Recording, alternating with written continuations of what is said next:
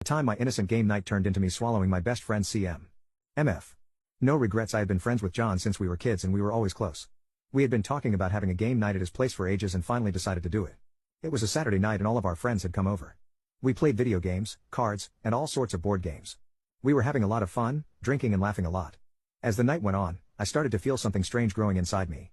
I couldn't explain it, but I was getting aroused by John's presence.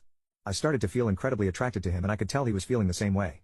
We were all laughing and having a good time until John suggested that we play a game of truth or dare. Everyone agreed and we started taking turns. My turn came up and I chose truth.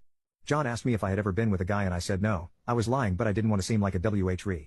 He then asked me if I wanted to be with him. I was so taken aback, but I didn't want to be rude so I said yes. That's when things got really heated between us. We started making out and then he asked if I wanted to go somewhere more private. I followed him to his bedroom and we started taking off our clothes. Before I knew it, we were completely naked and he was on top of me. We made out for what felt like hours and I could feel the heat between us. But then, he asked me if I wanted to go a step further. He asked if I wanted to suck his pee-pee. I was so excited, and I was really turned on. So obviously I said yes. I got down on my knees and took his pee-pee into my mouth.